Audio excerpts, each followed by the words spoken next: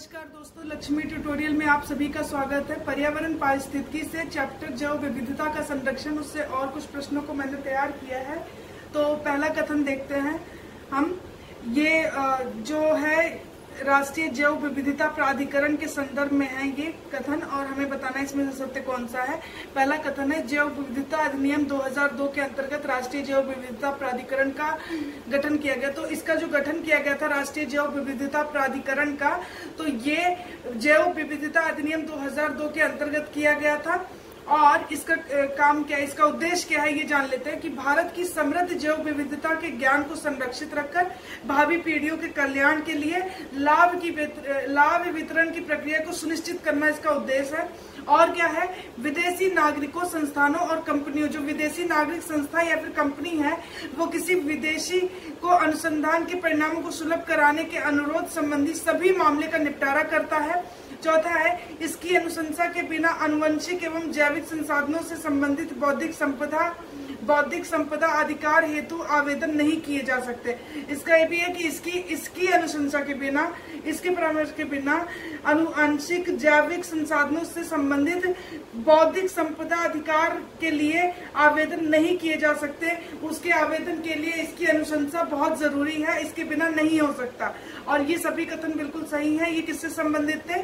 राष्ट्रीय जैव विविधता प्राधिकरण से संबंधित थे। और इसका गठन कब हुआ था? जैव विविधता अधिनियम 2002 के अंतर्गत हुआ था। और है कहाँ पे? ये चेन्नई में इसका गठन किया गया था। और ये सभी कथन बिल्कुल सही है। जैव विविधता अधिनियम 2002 के अंतर्गत राज्य जैव विविधता बोर्ड और स्थानीय निकायों में जैव विविधता प्रबंधन समिति का भी गठन किया गया था। 3 का किया गया था। एक तो ये राष्ट्रीय जैव विविधता प्राधिकरण, और दूसरा था राज्य जैव विविधता बोर्ड और स्थानीय निकायों में जैव विविधता प्रबंधन समिति का भी गठन इसी के अंतर्गत किया गया था, जैव विविधता अधिनियम 2002। चलिए अगले प्रश्न पे आते हैं हम।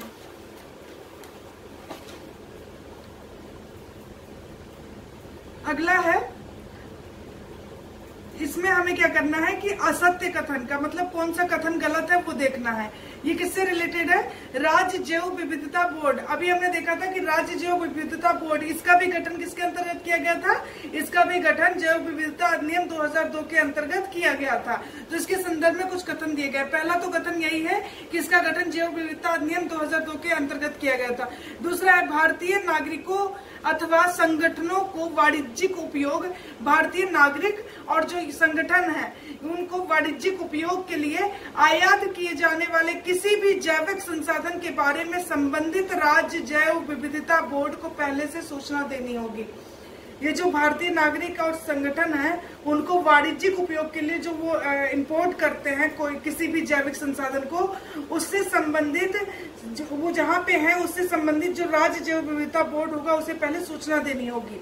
ये दूसरा कथन है। तीसरा है, यदि SBB यानी राज्य जैव विविधता बोर्ड को लगता है कि इससे संरक्षण यानी कि ये जो आयात की गई ये जैविक संसाधन जो रिसोर्सेज ये किए गए हैं, आयात किए गए हैं, उनसे अगर सतत पोषणीय उपयोग और लाभ के बंटवारे के उद्देश्यों का उल्लंघन हो रहा हो तो वह इस आयात पर रोक भी लगा सकता है। यानी इसको ये भी राइट है कि उस पर रोक लगा सकता है यदि उसे लगता है कि ये इससे संरक्षण और सतत पोषणीय उपयोग और लाभ के बंटवारे के उद्देश्यों का उल्लंघन हो रहा है तो इस पर इसे रोक भी लगा सकता है। अगला है, वैद्य एवं हकीमों सहित स्थानिक लोगों एवं समुदाय देश के अंदर निजी उद्योग औषधीय उद्देश्यों तथा अनुसंधान हेतु जैविक संसाधनों के लिए स्वतंत्र नहीं होंगे। ये सभी कथन थे। हमें बताना है इसमें से असत्य कौन सा है। यही लास्ट असत्य है। क्यों ये गलत है? क्योंकि जो वैद्य है, हकीम है और स्थानिक लोग हैं, समुदाय हैं, देश के अंदर निजी उपयोग जो होगा प्राइवेट यूज होगा उनका, और जो औषधि यानी मेडिसिन से रिलेटेड जो होंगे उनके उद्देश्यों तथा उनसे अनुसंधान यानी उनकी खोज के लिए जैविक संसाधनों के लिए ये स्वतंत्र होंगे। और ऐसा बिल्कुल नहीं है कि ये स्वतंत्र नहीं होंगे। तो इसीलिए ये कथन गलत है, बाकी सभी सही है। कि इसका गठन कब हुआ था? राज्य जैव विविधता अधिनियम 2002 के अंतर्गत। ये क्या करता है? भारतीय नागरिकों और संगठनों को वाणिज्यिक उपयोग के लिए जो आयात किए गए जैविक संसाधन होते हैं वो उनको वो करने से पहले, आयात करने से पहले इनको क्या करना पड़ता है, राज्य जैव विविधता बोर्ड को पहले सूचना देनी होती है। और अगर राज्य जैव विविधता बोर्ड को लगता है कि ये जो आयात की गई संसाधन है, वस्तु है, इनसे अगर संरक्षण, सतत पोषणीय उपयोग और लाभ के बंटवारे के उद्देश्यों का उल्लंघन होता है किसी भी तरीके से, तो वह इस आयात पर रोक भी लगा सकता है, देता है, इसके पास ये भी राइट है। तो ये था राज्य जैव विविधता बोर्ड से संबंधित कथन, और हमने देखा कि 1, 2, 3 सही है, चौथा गलत है। चलिए अगले पे आते हैं। निम्नलिखित कथनों पर विचार करें और सत्य कथन का चयन करें। पहला कथन है, आर्थिक लाभ, फीस एवं रॉयल्टी को राष्ट्रीय जैव विविधता प्राधिकरण के अनुमोदन के पश्चात राष्ट्रीय जैव विविधता कोष में जमा किया जाता है। ये कह रहा है कि आर्थिक लाभ, फीस, रॉयल्टी, इनको राष्ट्रीय जैव विविधता प्राधिकरण के अनुमोदन, राष्ट्रीय जैव विविधता प्राधिकरण के अनुमोदन के बाद पश्चात राष्ट्रीय जैव विविधता कोष में जमा किया जाता है। इसका उपयोग स्थानिक सरकार के परामर्श से, और इसका उपयोग जो ये मतलब जमा किया जाता है, जो सेव किया जाता है, इसका उपयोग स्थानिक सरकार के परामर्श से उन क्षेत्रों के संरक्षण एवं विकास हेतु किया जाता है जहां संसाधन प्राप्त होता है। और इनका यूज कहाँ पे होता है, ये जो पैसा होता है, ये जो इसका यूज वहां पे होता है कि जिन क्षेत्रों से जो संसाधन प्राप्त होता है उन्हीं क्षेत्रों के विकास के लिए इसका यूज भी किया जाता है, इस पैसे का। दूसरा है, जैव विविधता अधिनियम 2002 world wide fund for nature तथा विश्व संरक्षण संघ जैव मंडल आरक्षित क्षेत्र के संरक्षण एवं उचित विकास को बढ़ावा देने वाली परियोजनाओं को समर्थन प्रदान करता है। जैव विविधता अधिनियम 2002 world wide fund for nature और विश्व संरक्षण संघ जैव मंडल आरक्षित क्षेत्र के संरक्षण एवं उचित विकास को बढ़ावा देने वाली जो परियोजनाएं होती है उनको समर्थन प्रदान करता है। ये दोनों कथन थे और ये दोनों कथन बिल्कुल सही हैं। तो उपरोक्त दोनों। आइए अगले प्रश्न पे आते हैं।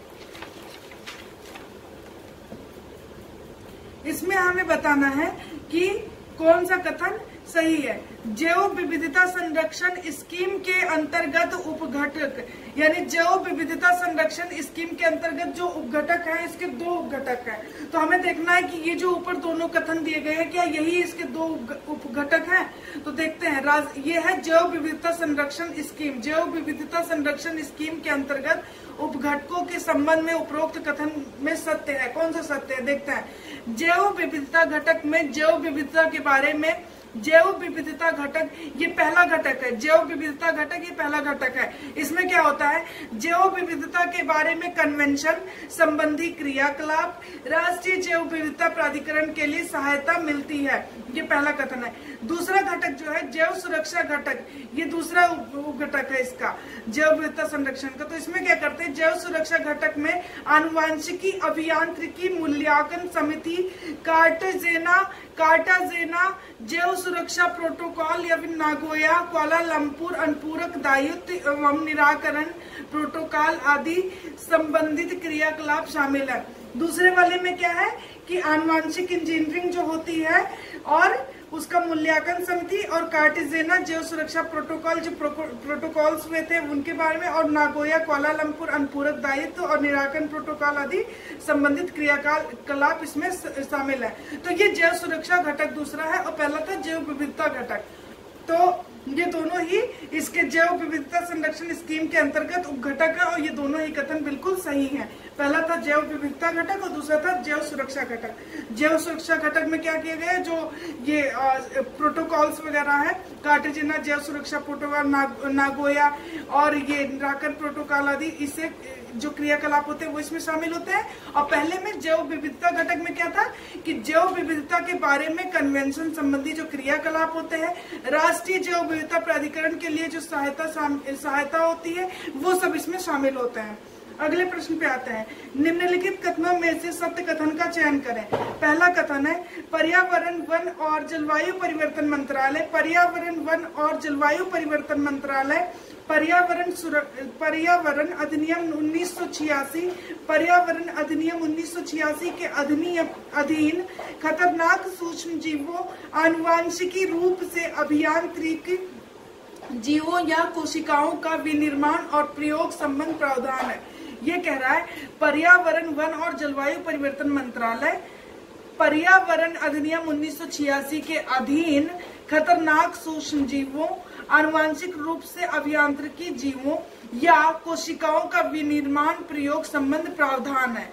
ये पहला कथन है। दूसरा है कि खतरनाक सूक्ष्म जीवों का अनुप्रयोग जिसे आनुवांशिक रूप से परिवर्तित नहीं किया जा सकता तथा खतरनाक सूक्ष्म जीवों के ऐसे जीव भी शामिल हैं जो पशुओं और पौधों के लिए लाभदायक है। खतरनाक सूक्ष्म जीव, जो खतरनाक सूक्ष्म जीव हैं उनको भी शामिल किया गया है, लेकिन यह है कि वो पशुओं और पौधों के लिए लाभदायक है, उन्हें ही शामिल किया गया है। और किसे किया गया है? खतरनाक सूक्ष्म जीवों का अनुप्रयोग जिसे आनुवांशिकी रूप से परिवर्तित नहीं किया जा सकता, उनको भी इसमें शामिल किया गया है। तो ये दोनों कथन बिल्कुल सही हैं। तो हमने देख लिया कि जो पर्यावरण, वन और जलवायु परिवर्तन मंत्रालय है और पर्यावरण अधिनियम 1986 के अधीन क्या करता है? खतरनाक सूक्ष्म जीवों, आनुवांशिक रूप से अभियांत्रिकी जीवों या कोशिकाओं का विनिर्माण प्रयोग संबंध प्रावधान है इसमें। और इसमें है क्या? खतरनाक सूक्ष्म जीवों का अनुप्रयोग जिसे आनुवांशिक रूप से परिवर्तित नहीं किया जा सकता, और उन खतरनाक सूक्ष्म जीवों को जो कि पशुओं और पौधों के लिए लाभदायक है, उन्हें भी शामिल किया गया है इसमें। तो आइए अगले प्रश्न पे आते हैं। आनुवांशिकी इंजीनियरिंग मूल्यांकन समिति के संदर्भ में निम्नलिखित कथनों पर विचार करें। आनुवांशिक इंजीनियरिंग मूल्यांकन समिति के संदर्भ में यह पर्यावरण, वन एवं जलवायु परिवर्तन मंत्रालय के अधीन भारत की सर्वोच्च नियामक संस्था है। ये कह रहा है कि ये पर्यावरण, वन एवं जलवायु परिवर्तन मंत्रालय के अधीन भारत की सर्वोच्च नियामक संस्था है।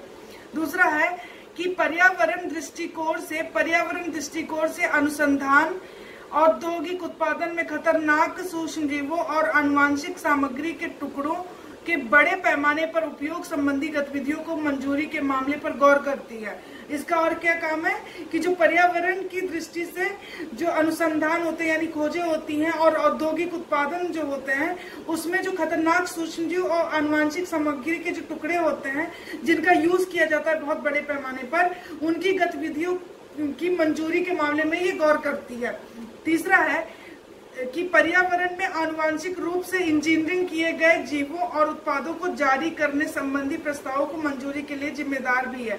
और इसकी ये भी जिम्मेदारी है कि पर्यावरण में जो आनुवांशिक रूप से इंजीनियरिंग किए गए जीव और उत्पाद होते हैं, उनको जारी करने के लिए जो प्रस्ताव होते हैं उनको मंजूरी देने के लिए भी ये जिम्मेदार होता है। और आनुवांशिक इंजीनियरिंग मूल्यांकन समिति के संदर्भ में ये सभी कथन बिल्कुल सही है। तो उपरोक्त सभी अभी क्या है कि जो बीटी कॉटन है वो एकमात्र ऐसा फसल है, जीएम फसल है, तो जो कि किसानों के लिए वाणिज्यिक रूप से उपलब्ध है। बीटी कॉटन एकमात्र जीएम फसल है जो कि किसानों के लिए वाणिज्यिक रूप से उपलब्ध है। और 2002 में ये भारत में आया, उसके बाद इसकी मात्रा में बहुत ज्यादा बढ़ोतरी हुई। और क्या हुआ कि ये जो जीएम फसल है इसका उत्पादक सूची में भारत जो है 5वें स्थान पे पहुंच गया। पहले स्थान पे था यूएसए, फिर ब्राजील, अर्जेंटीना, कनाडा और 5वें स्थान पर उत्पादक देश बन गया भारत। किसके लिए? भारत में ये आया कब था बीटी कॉटन? ये 2002 में आया था। उसके बाद जब ये यहाँ पे आया तो इसकी जो मात्रा थी उसमें बहुत ज्यादा, मतलब इतनी ज्यादा बढ़ोतरी हुई कि ये फसल उत्पादक सूची, जीएम फसल उत्पादक सूची में भारत भी शामिल हो गया। पहले 4 थे, अभी 5वें स्थान पर भारत हो गया। पहले नंबर पे यूएसए, दूसरे पे ब्राजील, तीसरे पे अर्जेंटीना, चौथे पे कनाडा और 5वें पे अपना भारत। तो चलिए अगले प्रश्न पे आते हैं।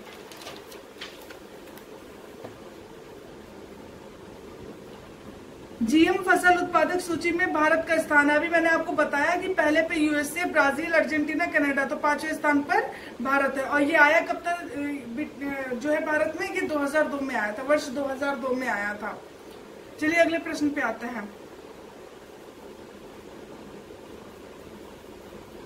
अगला है, इसमें हमें बताना है कि जैव विविधता अभिसमय CBD वर्ष 1992 में रियो में यानी रियो डी जेनेरो में आयोजित पृथ्वी सम्मेलन के दौरान अंगीकृत प्रमुख समझौतों में से एक है। CBD को कह रहा है कि 1992 में जो रियो डी जेनेरो में अर्थ समिट हुआ था उसके दौरान अंगीकृत किया गया प्रमुख समझौते जो थे उसमें से ये भी एक था जैव विविधता अभिसमय। ये पहला कथन। दूसरा है CBD यानी जैव विविधता अभिसमय पहला व्यापक समझौता जिसमें जैव विविधता से संबंध सभी पहलुओं को शामिल किया गया तथा इसे विश्व के 196 देशों जिसमें 168 देश हस्ताक्षर करता है। भारत इसका एक पक्षकार है, यानी एक पार्टी है भारत। तीसरा कथन है इसमें 3 लक्ष्य जैव विविधता का संरक्षण, जैव विविधता के घटकों का सतत उपयोग और आनुवांशिक संसाधनों के उपयोग से प्राप्त लाभों में उचित और समान भागीदारी, ये इसके 3 लक्ष्य थे। इसमें किसके? जैव विविधता अभिसमय। और ये कब अंगीकृत किया गया था? रियो में जो अर्थ समिट हुआ था 1992 में, उसके दौरान ये अंगीकृत किया गया था। और ये पहला व्यापक समझौता है जिसमें जैव विविधता से संबंधित सभी पहलुओं को शामिल किया गया था। इसमें विश्व के जो है 196 देश और 168 हस्ताक्षरकर्ता और भारत इसका एक पक्षकार है। इसमें 3 लक्ष्य थे। ये 3 लक्ष्य याद रखिएगा, जैव विविधता का संरक्षण, जैव विविधता के घटकों का सतत उपयोग और आनुवांशिक संसाधन जो है उनका उपयोग से प्राप्त लाभ जो होता है, आनुवांशिक रिसोर्सेज से जो उपयोग के बाद जो प्राप्त लाभ होते हैं उनका उचित और समान भागीदारी, ये इसके 3 लक्ष्य थे। तो ये था जैव विविधता अभिसमय के बारे में और हमने देख लिया ये तीनों ही कथन बिल्कुल सही है। आइए अगले प्रश्न पे आते हैं। निम्नलिखित में से सत्य कथन का चयन करें। कार्टेजेना जैव सुरक्षा प्रोटोकॉल को CBD के तत्वाधान में अंतिम रूप दिया गया जो 29 जनवरी 2000 को अंगीकार तथा 11 दिसंबर 2003 को लागू किया गया। कार्टेजेना जैव सुरक्षा प्रोटोकॉल जो है वो CBD कब अंगीकृत किया गया था? 1992 अर्थ समिट जो हुआ था रियो डी जेनेरो में, तो वहां पे अंगीकृत किया गया। इसी के तत्वाधान में ये जो कार्टेजेना जैव सुरक्षा प्रोटोकॉल है इसको अंतिम रूप दिया गया। और ये कब? 29 जनवरी 2000 को, और अंगीकार किया गया था और लागू कब किया गया कार्टेजेना को? 11 दिसंबर 2003 को, यानी कि ये 3 साल बाद जो है लागू कर दिया गया। अगला है कि यह आधुनिक जैव तकनीकी में 2 पहलुओं को मान्यता या पहचान देता है, तकनीकी की पहुंच एवं प्रहस्तांतरण एवं जैव तकनीकी की सुरक्षा बढ़ाने के लिए पर्याप्त प्रणाली का प्रयोग करना। ये जो कार्टेजेना जैव सुरक्षा प्रोटोकॉल था इसका क्या था कि ये आधुनिक जैव तकनीकी के 2 पहलुओं को मान्यता या पहचान देता है। पहला क्या कि तकनीकी की पहुंच और प्रहस्तांतरण, और दूसरा है कि जैव तकनीकी की सुरक्षा बढ़ाने के लिए पर्याप्त प्रणाली का प्रयोग करना। ये जो है 2 पहलुओं को मान्यता और पहचान देता है कार्टेजेना जैव सुरक्षा प्रोटोकॉल। ऐसे सजीव परिवर्तित जीवों का सुरक्षित अंतःकरण, प्रहस्तांतरण एवं उपयोग सुनिश्चित करना जिसका मानव स्वास्थ्य और जैव विविधता के संरक्षण एवं सतत उपयोग पर प्रतिकूल प्रभाव पड़ता हो, इसका प्रमुख उद्देश्य है। इसका उद्देश्य क्या है कि ऐसे सजीव परिवर्तित जीवों का सुरक्षित अंतःकरण और प्रहस्तांतरण और उपयोग सुनिश्चित करना जिनसे मानव स्वास्थ्य और जैव विविधता के संरक्षण और सतत उपयोग पर प्रतिकूल प्रभाव पड़ता हो। तो ये इसका प्रमुख उद्देश्य है। तो हमने देखा कि कार्टेजेना जैव सुरक्षा प्रोटोकॉल से कि ये कब आया था? CBD के तत्वाधान में अंतिम रूप दिया गया 29 जनवरी 2000 को इसे अंगीकार और 2003 में लागू किया गया। ये जो है 2 पहलुओं को मान्यता देता है। पहली तो ये तकनीकी की पहुंच और प्रहस्तांतरण, और दूसरा है जैव तकनीकी की सुरक्षा बढ़ाने के लिए पर्याप्त प्रणाली का प्रयोग, और ये ऐसे परिवर्तित जीवों को सुरक्षित और अंतःकरण और उनका उपयोग सुनिश्चित करता है जिनसे मानव स्वास्थ्य और जैव विविधता संरक्षण और सतत उपयोग पर प्रतिकूल प्रभाव पड़ता हो। तो ये तीनों ही कथन बिल्कुल सही है। इसके जो कार्टेजेना जैव सुरक्षा प्रोटोकॉल है इसके जो हस्ताक्षरकर्ता देश है 103 है, और वैसे इसमें शामिल देश कितने हैं? 171। तो 171 देश है, इसमें 103 हस्ताक्षरकर्ता है। अगले प्रश्न को देखते हैं। निम्नलिखित में से असत्य कथन का चयन करें। असत्य यानी बताना है इनकरेक्ट कौन सा है। पहला देखते हैं, अनुपूरक प्रोटोकॉल एक नई अंतर्राष्ट्रीय संधि जो अक्टूबर 2010 में नागोया जापान में Cartagena protocol on diversity safety, bio safety, protocol on bio safety के पक्षकारों के सम्मेलन की 5वीं बैठक में अपनाई गई। ये कह रहा है कि अनुपूरक प्रोटोकॉल एक नई अंतर्राष्ट्रीय संधि है जो अक्टूबर 2010 में जो नागोया, यानी नागोया कहाँ पे, जापान में Cartagena protocol on bio safety के पक्षकारों के सम्मेलन की 5वीं बैठक में अपनाई गई। वहां पे 5वीं बैठक जो थी इसकी कार्टेजिना प्रोटोकॉल की ऑन बायो सेफ्टी की, तो उसके जो पक्षकार देश थे वहां पे जो बैठक हुई थी उनकी, वहीं पर इसे अपनाया गया, अनुपूरक प्रोटोकॉल को अपनाया गया और ये एक नई अंतर्राष्ट्रीय संधि है। ये है 2010 की बात। तो दूसरा है, भारत ने 11 अक्टूबर 2011 को हस्ताक्षर किए। इस पर भारत ने कब हस्ताक्षर किया अनुपूरक प्रोटोकॉल पे?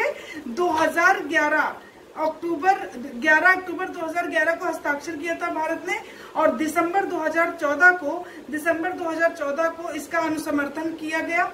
भारत में यह प्रोटोकॉल 5 मार्च 2018 से लागू किया गया। अनुपूरक प्रोटोकॉल भारत में मार्च 2018 से लागू किया गया। हस्ताक्षर किया था इसने 2011 में भारत ने।